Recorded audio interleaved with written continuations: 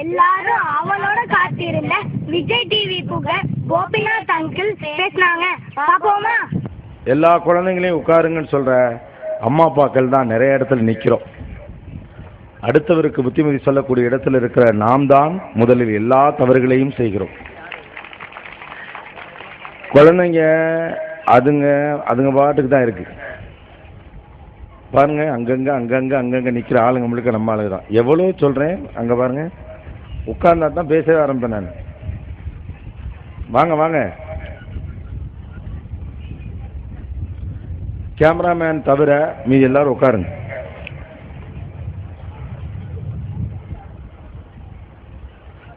இங்க இருக்கவங்களும் கூட போயிருங்க. இப்ப எல்லாருக்கும் என்ன தெரியுதா? ரொம்ப நேரமா உங்களை எனக்கு தெரியல, அதனாலதான் வந்தவொடனே இந்த லைட்டை அங்கிட்டு திருப்புங்க அப்படின்னு. மறுபடியும் எல்லோருக்கும் வணக்கம். உண்மையிலேயே மயில் ஆடும் துறையில் இவ்வளவு பெரிய ஒரு பள்ளிக்கூடத்தை நான் எதிர்பார்க்கவில்லை. எல்லாரும் அவளோட காத்திருந்த விஜய் டிவி புகழ் கோபிநாத் அங்கிள் பேசினாங்க. பாப்போமா? எல்லா குழந்தைங்களையும் உட்காருங்கன்னு சொல்ற அம்மா அப்பாக்கள் தான் நிறைய இடத்துல நிற்கிறோம். அடுத்தவருக்கு புத்திமதி சொல்லக்கூடிய இடத்துல இருக்கிற நாம் தான் முதலில் எல்லா தவறுகளையும் செய்கிறோம். குழந்தைங்க அதுங்க பாட்டுக்கு தான் இருக்கு. பாருங்க, அங்கங்க நிற்கிற ஆளுங்க முழுக்க நம்ம ஆளுங்க தான். எவ்வளோ சொல்றேன், அங்க பாருங்க, உட்கார்ந்தா தான் பேசவே ஆரம்பிப்பேன் நான். வாங்க வாங்க,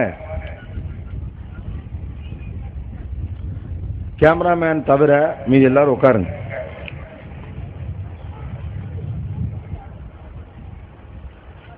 இங்க இருக்கவங்களும் கூட போயிருங்க.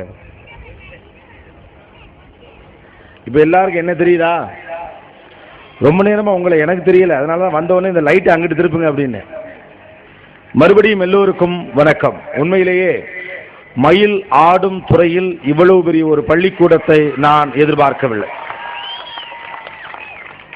இந்த இடங்களோடு எனக்கு பல வகையில் தொடர்பு உண்டு. இங்கிருந்து கொஞ்ச தூரத்தில் இருக்க தஞ்சாவூர் தாண்டி பட்டுக்கோட்டை பக்கத்தில் செருவாவடுதி பக்கத்தில் சித்துக்காடு என்பற கிராமம் தான் என்னுடைய பூர்வீகம். ஸோ அதனால சின்ன வயசுல இங்கே வந்திருக்கேன்.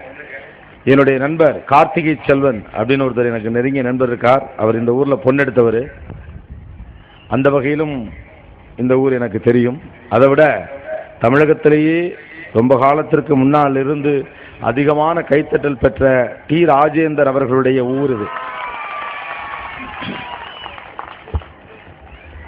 நான் வரையில கேட்டேன், என்ன மாதிரி கிரௌட் இருப்பாங்க, ஏன்னா அதுக்கேற்ற மாதிரி பேசணுமே அப்படின்னு.